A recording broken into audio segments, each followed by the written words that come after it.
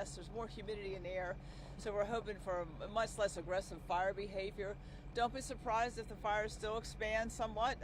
We're setting up the boundaries, and they'll expand into those boundaries, and we'll do backfires to really tamp it down. It's still too early to say what the final outcome will be. We'll be on this fire for days ahead. A fire this size is can be up to a week of activity for us. And we certainly appreciate all the support we're getting from the volunteer fire departments, from PEMA, from state police, from EMS, and everyone has been so supportive and helpful. If anything, you've got. I'm sorry. Well, I was going to say. I mean, just talking about last night. I mean, how big did this get? Because we went suddenly from like 75 acres to 750. Yeah, we had a couple of we had gusty wind conditions, very dry atmosphere, pitch pine, mountain laurel. They all combined for very aggressive fire behavior. It was quite visible from 81, Shippensburg, Carlisle. So we're getting a lot of calls. People are seeing it from where they live. And that was very aggressive fire behavior, in part due to the conditions, in part due to what's on the ground, pitch pine, mountain laurel. But the good news is the whole mountain isn't all pitch pine and mountain laurel. Some of the areas that the fire will move through are much less burnable fuel type, so it'll be a little easier to manage. You talked about all the help you're getting from various fire departments, including we saw one from out of state. It sounds like, if anything, you're getting maybe a little too much help from individual people who want to know what they could do, donations, and you really need folks to stand in the way, don't you? Yeah, well, it's interesting. It's delightful that everyone's willing to help, and we do need their help, but here's some ideas. People can donate to their volunteer fire department. Money is always useful. If you look at some of this equipment they're driving, very expensive equipment, so money's always good. And that way, if they need water, they buy water. If they need a truck, they save it for the truck.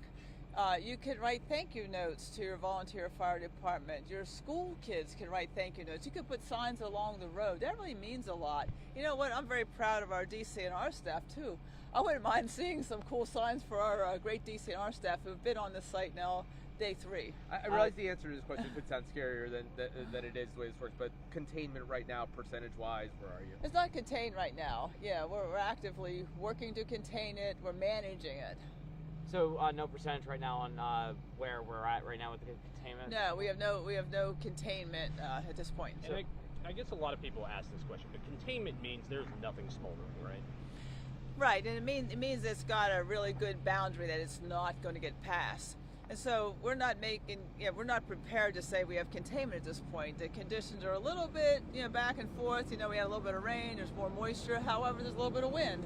How soon will this will this weather blow through? Will we get a little more rain? Or will there be more wind? It will be hot and dry later in the weekend. So that's why we're not calling it. We're really working it. And could you also talk about, no structures have been damaged at this point, but there's still a voluntary evacuation order for the folks in Whitmer Road here? Yes, that's right. There's voluntary evacuations led by county EMS and the volunteer fire departments. They're all voluntary.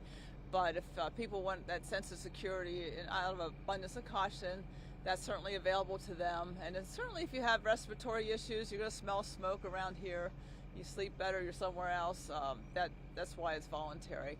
And certainly we really work to protect structures. When a structure becomes threatened, we really throw everything at it. That's where you get the airdrops, that's where you get the on-the-ground support. And that's where, if it's a good road to the structure, that's where the volunteer fire departments, if they have a good water source, can really lay out some water on a home. So at this point, no structures are at risk. So the current acreage for the 2 fires, this one and then the smaller one? Yeah, 1,150 for Thompson Hollow and about 200 for Hammond's Rocks. So no changes. No big changes there, right. And just to go back to the voluntary evacuations, obviously the structures aren't at risk, but you mentioned about the health and safety as well for the folks there. I live down in Cumberland Valley. I mean, you can smell the smoke down there. Some people are noticing irritation in their eyes. If you look at the smoke, it actually spreads pretty far. So some people are sensitive to air quality changes. So if you're like that, you should monitor that, consider staying inside. We're asking recreational users to avoid the area. That's going to be more comfortable for them, but also with the emergency vehicles on the roads around here, you've seen it. And also, we are stretched thin, so even though people don't intend to hurt themselves on a hike or a bike ride, sometimes they do. And frankly, we're stretched thin. We prefer people move to another area. Tuscarora Forest District's nearby. It's beautiful. There's wildflowers there too. The migratory birds are there too. There's great trails. We have 124 state parks around here, so there's a lot to see and do. So we're encouraging people to go recreate elsewhere. In terms of firefighter resources, though, do you have what you need in terms of people, money, water? Yes, we're getting we have a number of DCNR staff, hundreds of DCNR staff trained for wildland firefighting. Some are full-time wildland firefighting, that's their profession, and others are trained up for incidents like this and have very specific training and jobs. And they do wildland fires across Pennsylvania, but they also go out west. Interestingly enough, the western fire season is way different than ours. Theirs is summer into early fall. Our fire season is like February through May.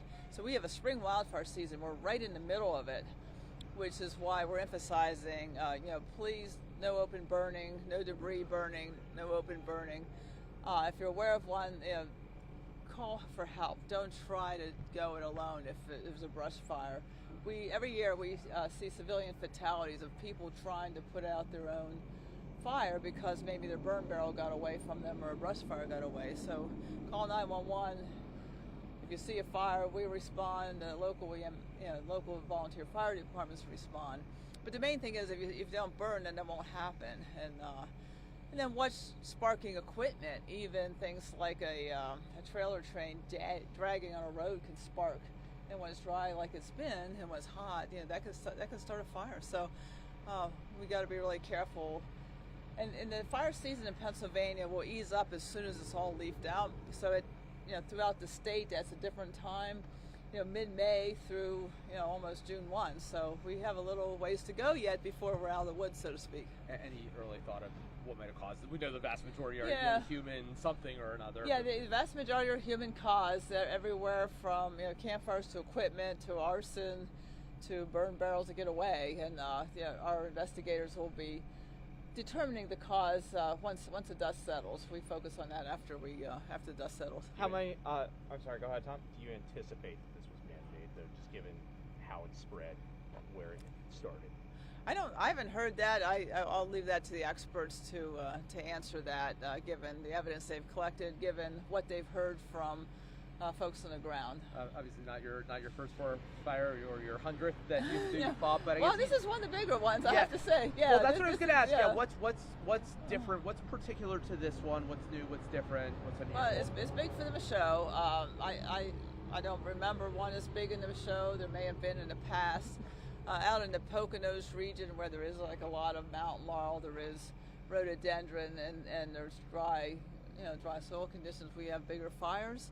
We were remembering the 16-mile fire that was thousands of acres in Monroe County. But this is a big fire for here. Last fall we had a big fire called the Gap Fire, which is near Palmerton along the Kittatinny Ridge. That was, number one, it was unusual because it was a fall fire. We usually don't have such an active fall fire season, but last summer, you remember, it stopped raining and it didn't rain for over a month. It was just so dry. And that was big. That was like 300 acres, if I've got that right. And again, it was just very visible, like this one on a mountainside near a populated area. And just last week we had one near Jim Thorpe, the Packerton Fire, several hundred acres, very visible, people very concerned. And our team and the local volunteer fire departments were able to save a structure that was threatened. They had a swimming pool, and the swimming pool was drained to drench the fire, so that worked out. Yeah. I was going to say, do you know how many personnel are fighting the fire and how many departments are in the forest right now fighting the fire? We know how many. Yeah, about 150 personnel are fighting the fire actively right now. DCNR staff lead the incident, look at maps, look at behavior, understand the forest cover, predict where the fire is going to go, and then volunteer fire departments, and we got a few out-of-state resources have shown up coming off the New Jersey fires, so we can deploy people as needed to help build lines and protect lines. So there have been a few people who have posted some pictures of drones in the area during this. What's the problem with that? Thank you for bringing up drones. No drones are, number one, they're not allowed. Number two, if there are drones in the area, we have to ground the aircraft, and the aircraft are an essential part of fighting this fire. We're doing water drops. We're dipping water out of Laurel Lake and Pine Grove Forest State Park. And if there are drones in the air, the water tankers and the helicopters have got to ground. So you could be harming the fire with a drone. Sarah, Appreciate thanks so much for that. All right, thank you. Everything?